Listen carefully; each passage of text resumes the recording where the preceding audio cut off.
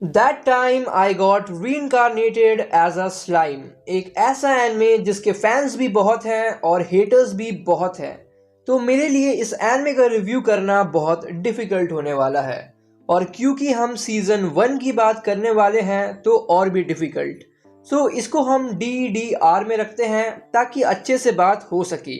तो शुरुआत करते हैं नेगेटिव्स के साथ। So the major negative point is, लोगों को इंटेलिजेंट और परवर्ट मेन प्रोटैगनिस्ट पसंद नहीं आते। आप ये भी कह सकते हो कि इतने इसेकाइज आ चुके हैं कि वो उन टाइप के प्रोटैगनिस्ट से बोर हो चुके हैं। अब आप बोलोगे तू क्या बात कर रहा है, मुझे तो वही पसंद आते हैं। देखो, आप अपने हिसाब से बोल रहे हो, बट ऑडियंस की वैरायटी कम नहीं है। भले ही इसेकाई फेमस जॉनरा है, बट मैक्सिमम लोग जो इस जॉनरा की बुराई करते हैं वो आपको यही बोलते हुए नजर आएंगे कि हर सीजन आ जाते हैं 5-10 इसेकाई, वही ठरकी प्रोटैगनिस्ट और वही एक्शन एडवेंचर वाली स्टोरी। और यही चीज़ स्लाइम के साथ भी होती है कि लोग बोलते हैं कि प्रोटैगनिस्ट इतना पावरफुल है कि सीजन 1 में कोई टेंशन ही फील नहीं होती है, वो सब कुछ सॉल्व कर देता है, और वही जेनरिक कि हर लड़की उस पर मरेगी, और इसलिए ये एनिमे उन्हें बोरिंग लगती है। सेकेंडली, लोग कंप्लेन करते हैं इसकी कोई स्टोरी नहीं है जो आपको सीरीज के एंड तक एंगेज रखेगी, बस फैन सर्विस के नाम पर सीरीज को बेच दिया गया है। वेल, देखा जाए तो बात सही भी है और गलत भी, बिकॉज ऐसा बोलना सही नहीं रहेगा कि इसकी कोई स्टोरी नहीं है। आप ये बोल सकते हो कि एपिसोड 15 के बाद आपको उतना इंटरेस्टिंग नहीं लगता, बट हाँ, फैन सर्विस आपको पूरे सीरीज में देखने को मिलेगा, इनफैक्ट OVAs में भी। थर्डली, लोगों को कभी कभार इसका एनिमेशन उतना अच्छा नहीं लगता because of CGI। Well, fair point है। तो अब आते हैं पॉजिटिव्स पर। पहला है मैच्योर अप्रोच। अब क्योंकि हमारा प्रोटैगनिस्ट 37 साल का था जब उसकी मौत हुई थी, तो इसी वजह से जब वो डिसीजन लेता है तो हमें वो काफ़ी सेंसिबल फील होता है, या फिर कहे स्मार्ट मूव। वेल, जब भी कोई बड़ा डिसीजन लेना होता है तो वो अपने सबऑर्डिनेट्स के साथ मीटिंग करता है और उनके पर्सनल ओपिनियंस को वो सुनता है। इनफैक्ट अगर कोई उससे ताकतवर होता है तो वो सीधा लड़ने नहीं चल जाता है, वो अपने दिमाग से काम लेता है। बट हाँ, हर इसेकाई प्रोटैगनिस्ट की तरह ये भी ठरकी है। सेकेंडली, हमें सबका ग्रोथ देखने को मिलता है। ऐसा नहीं होता है कि सिर्फ मेन कैरेक्टर ही पावरफुल होते जा रहा है, बाकी सब कमजोरी हैं। बाकी सबका भी हमें ग्रोथ देखने को मिलता है। लाइक गौप्ता को ले लो, वो स्टूडेंट्स को ले लो, और भी बहुत सारे। इसको कैरेक्टर डेवलपमेंट भी बोल सकते हैं हम लोग। तो अब आते हैं वॉच ऑर्डर पर। आपको सबसे पहले देखना है सीजन 1, जिसमें एपिसोड 24.5 और 24.9 भी है। उसके बाद आपको देखना है 5 OVAs, ये OAD भी बोल सकते हैं आप इसको। यूट्यूब में आपको OAD के नाम से मिल जाएंगे गाइस, न्यूज़ एशिया नाम के चैनल पर। तो आपको यही ऑर्डर फॉलो करना है। जब हम सीजन 2 की बात करेंगे तब हम ऑर्डर को आगे डिस्कस करेंगे। वेल, म्यूज़िक की अगर हम बात करें तो म्यूज़िक काफ़ी अच्छी है, पर इतनी अच्छी नहीं है कि आपको याद रहे कि आप 2 साल बाद देख रहे हो एनिमे और फिर भी आपको म्यूज़िक आती हो। अब अगर हम रेटिंग्स की बात करें तो वो है 8.1 out of 10 from both my anime list and IMDb। तो अब आते हैं प्लॉट पर।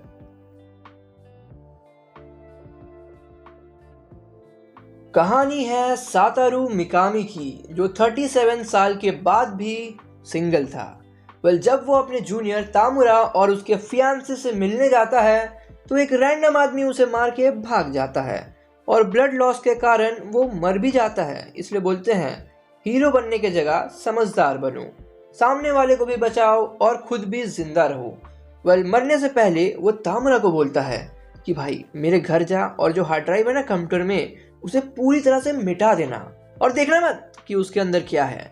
तो मरते वक्त वो कुछ विशेष सोचता है, लाइक स्किल्स एंड पावर्स जो दूसरी दुनिया में उसे मिले, और जब वो रीइंकार्नेट होता है तो वो अपने आप को एक स्लाइम के रूप में पाता है और उसे लगभग उसी टाइप के पावर्स मिलते हैं जो कि उसने सोचा था।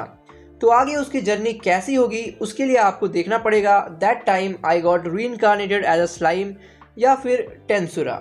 इसे आप न्यूज़ एशिया नाम के चैनल पर देख सकते हैं। इनफैक्ट न्यूज़ इंडिया में भी अवेलेबल है। तो अब आते हैं DDR पर। सो पहले हम OVA पर डिस्कशन करेंगे और उसके बाद सीजन 1 पर। तो सबसे पहले बात करते हैं ओवीएस की। इसमें टोटल 5 एपिसोड्स हैं, जिसमें 2 मैन ऑफ कल्चर के लिए है और बाकी 3 स्टूडेंट आर्क से रिलेटेड है। इसमें भी जो पहले 2 एपिसोड्स हैं वो काफ़ी अच्छा लगेगा गाइस मैन ऑफ कल्चर को गाइस, बिकॉज एक में शायद रेसलिंग होता है और दूसरे में स्विमिंग से रिलेटेड कुछ होता है। बाकी 3 एपिसोड्स की अगर हम बात करें तो वहाँ हमें कैरेक्टर डेवलपमेंट देखने को मिलता है उन स्टूडेंट्स का, और हमें उन्हें कॉम्बैट में भी देखने को मिलता है। तो आगे अगर हम बात करें तो मैंने आपको एपिसोड 24.5 के बारे में बताया था गाइस। तो उसमें एक्चुअली होता क्या है, हमें वेल्डोरा और इफ्रिट की कॉन्वर्जेशन हमें देखने को मिलती है, और वहीं एपिसोड 24.9 में हिनाटा सागागुची के द्वारा फर्स्ट सीजन की रीटेलिंग हमें देखने को मिलती है। तो अब आते हैं सीजन 1 के डिटेल्ड रिव्यू पर। तो आप हमारा रैंकिंग देख सकते हैं। नंबर 4 पे है स्टूडेंट आर्क, नंबर 3 पे है कैरिब्डिस आर्क, नंबर 2 पे है एम्पावरमेंट आर्क और नंबर 1 पे है फॉरेस्ट डिस्टर्बेंस आर्क। वेल, अगर स्टूडेंट आर्क की बात करें तो स्टूडेंट आर्क बहुत ही slice of life kind of लगता है। उसमें ना तो बहुत ज़्यादा एक्शन है ना ही कुछ, बस उसमें सेटअप हो जाता है और जो प्रॉमिस रखा गया था रिमुरु के द्वारा उसे पूरा करते हुए हमें रिमुरु नज़र आता है। वेल, आपको कई लोग ऐसा भी मिलेंगे गाइस जो बोलेंगे कि गाइस स्टूडेंट आर्क काफ़ी मस्त था, काफ़ी अलग था। वेल, ये तो वही बात हो गया ना कि आप कहना चाहते हो कि season 5 of my hero academia is better than season 3 and season 2। आप चाहते हो कि मैं सेटअप को ज़्यादा प्रायोरिटी दूँ compare to overall enjoyment. Well, कई लोगों को लगता है ऐसा करने से वो कूल दिखेंगे। लाइक जोजो में वो बोलेंगे कि part 1 was so good, bleach में वो बोलेंगे कि bound arc was so good. Well, अगर वो आपका ओपिनियन है तो अच्छी बात है, बट दूसरों के ऊपर ऐसा नहीं बोलना चाहिए कि मुझे ये पार्ट पसंद आया बट तुझे नहीं आया, तब तो तेरा टेस्ट बकवास है। सबका अपना अपना ओपिनियन है, बट किसी के ऊपर चढ़ मत जाओ अपना ओपिनियन इम्पोज करने के लिए। Respect everyone's opinion.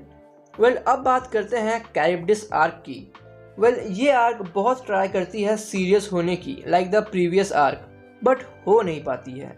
अब आते हैं एम्पावरमेंट आर्क पर, जो कि फर्स्ट आर्क है। वेल, शुरुआत में स्लो लगती है बट सीजू के आने के बाद ये आर्क काफ़ी इंटरेस्टिंग बन जाती है। अब आते हैं फॉरेस्ट डिस्टर्बेंस आर्क पे। वेल, ये आर्क सीज़न 1 का बेस्ट आर्क था। इसमें सेटअप भी हो जाता है और अच्छे खासे फाइट्स भी हमें देखने को मिलते हैं, और वो जोकर वाला बंदा गाइस काफ़ी इंटरेस्टिंग बंदा था। तो सीज़न 1 मुझे ठीक ठाक लगा, अबव एवरेज तो बोल ही सकते हैं। बट जो लोग समय के आधार पर एनिमे देखते हैं, आई मीन कि क्या इतना टाइम देना वर्थ इट रहेगा, तो उन्हें शायद ये डिसअपॉइंट कर सकती है। तो अब आते हैं ओवरऑल रिव्यू पर। नूब्स के लिए टिपिकल, जनरल ऑडियंस के लिए पासेबल, प्रो ऑडियंस के लिए गुड, रिव्यूअर्स के लिए एक्सीलेंट। क्या आप सरप्राइज्ड हो गाइस? बिकॉज मैक्सिमम लोगों ने इसके बारे में अच्छी ही बातें की है।